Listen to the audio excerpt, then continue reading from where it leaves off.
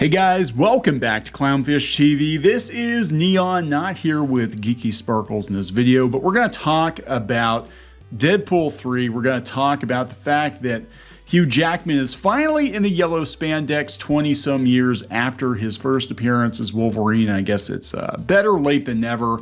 And this kind of, to me, reeks of 11th hour fan appeasement. Marvel has been kind of striking out lately, and this is something that fans have been asking for a while. While it's cool that they're showing Wolverine in the quote-unquote yellow spandex, it does feel like they're doing this just because they're like, oh damn, we gotta get people back. We gotta get people back to Marvel, to movies. And I think Deadpool 3 probably will make money. I'm going to be honest. I think it will. We're going to talk about this. We're going to talk about Deadpool 3. We're going to talk about one of the writers on Deadpool 3, which is why I am slightly concerned.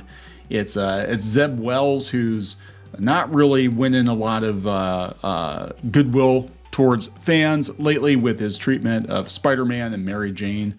Apparently Mary Jane in the comics now has slot machine power. She's basically a slot machine, and that was after she married some other dude and had kids with them. I don't know. It's all very confusing. Not going very well, though, as I understand it. But, who knows? Who knows? We'll see what happens. Before we get into it any further, please subscribe for more pop culture news, views, and rants, guys. You won't get a woohoo from me because I'm not good at it. I'm really not good at it. This is coming from Hollywood Reporter, and then we'll go out to piratesandprincesses.net that Hugh Jackman dons the yellow Wolverine costume in Deadpool 3 photo. The classic duds have long been joked about in the X-Men film, in the film franchise. So this is what's interesting about it. If you go back a couple of years, they had a deleted scene in the one Wolverine movie, the second Wolverine movie, which I've never seen. The first one was dog shit, so I never bothered watching the second one. But they did tease the classic costume, I guess, at the end of it. But they cut that scene out, and now he's going to be wearing a variation of it. Now this is not exactly the same. I'm looking at the gloves; they're a little bit different here. But they've been making this joke for a while. They've been making the joke about these comic book accurate or more comic book accurate costumes not working in live action. And, Deadpool's costume is pretty much dead on from the comic books. And as, the MCU has progressed, it seems like, hey, if we can get Rocket Raccoon on screen, if we can get Groot on screen, if we can get, it didn't work out very well for them, but if we can get MODOK on screen, we can do pretty much anything at this point. You got to remember when the original X-Men movie came out, we had Batman and we had Superman and, Spawn, Blade, a lot of kind of dark superhero movies in the 90s. So I think they were kind of like, okay, well, the blue and gold is not going to play very well, so we'll just put them all in black leather. That makes sense. But they joked about it. They said X-Men producer Ralph Winter discussed the yellow spandex joke from the 2000 movie. Said there's a joke in the movie about yellow spandex, which was directed at the fans. It wasn't to iterate them. Irritate them? It wasn't to iterate them, but to say, hey, we hear you. We understand what you want.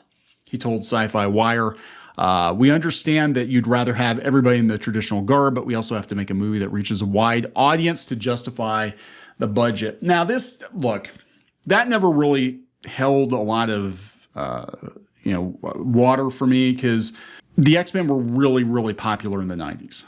They were very popular in the 90s. The cartoon show was very popular. Now, back then, I don't know if they had the technology or the common sense to kind of, turn the uniforms into a more Kevlar type thing.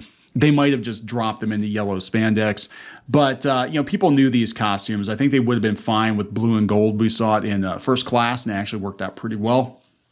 But again, it was, they were coming off of a lot of movies that were darker, I think.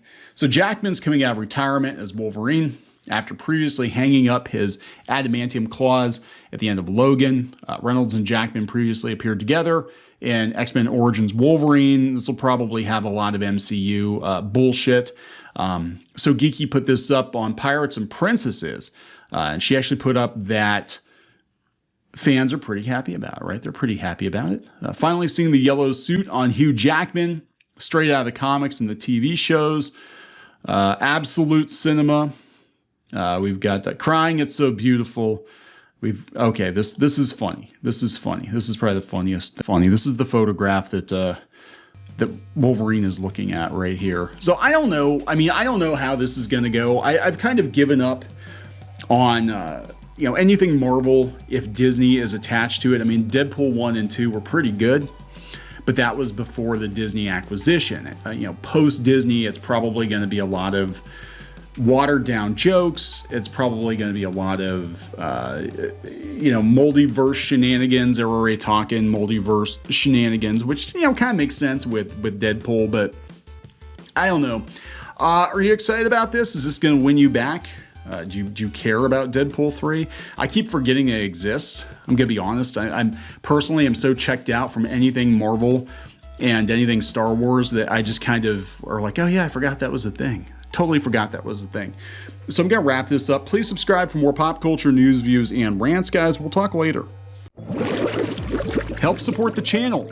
Go to thereef.support and get early access to podcasts, videos, and other content. That's thereef.support.